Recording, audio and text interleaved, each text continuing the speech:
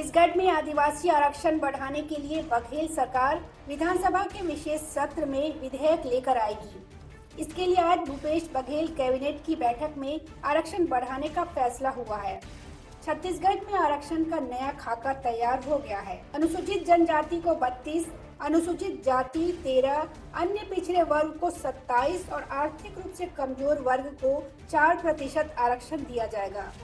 इसको लेकर सरकार विधानसभा में 2 अलग-अलग विधेयक पेश करेगी। इसके अलावा कैबिनेट बैठक में कई और फैसले लिए गए हैं।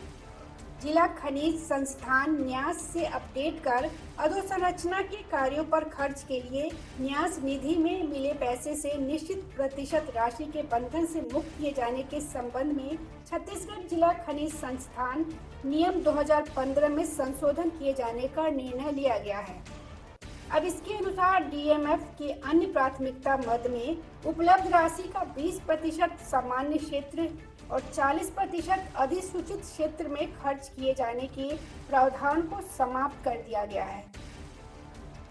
कैबिनेट के फैसले की जानकारी देते हुए मुख्यमंत्री भूपेश बघेल ने बताया, विधानसभा के विशेष सत्र में पेश करने वाले विधेयक के मसौदे पर चर्चा हुई।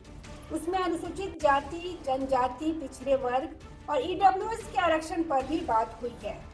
उच्च न्यायालय ने जिला कैडर का आरक्षण भी खारिज किया था। वह भी उतना ही महत्वपूर्ण है।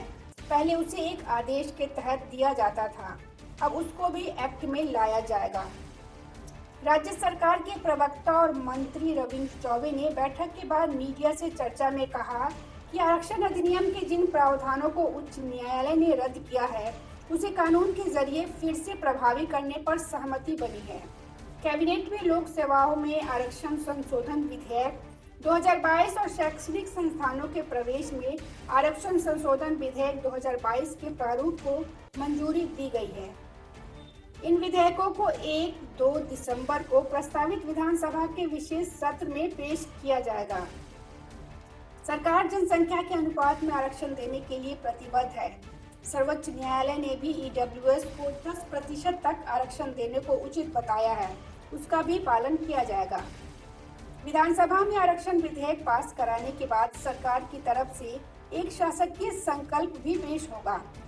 इसमें केंद्र सरकार से आग्रह किया जाएगा कि प्रदेश में पारित आरक्षण कानून को संविधान की 9वीं अनुसूची में शामिल कर ले। इस तरह का प्रस्ताव तमिलनाडु ने भेजा था। कर्नाटक भी ऐसा ही कर रहा है। अधिनियम की 9वीं अनुसूची में शामिल होने के बाद उसे किसी न्यायालय में चुनौती नहीं दी जा सकेगी। राज्य में एसटी को 32% आरक्षण दिया जा रहा था।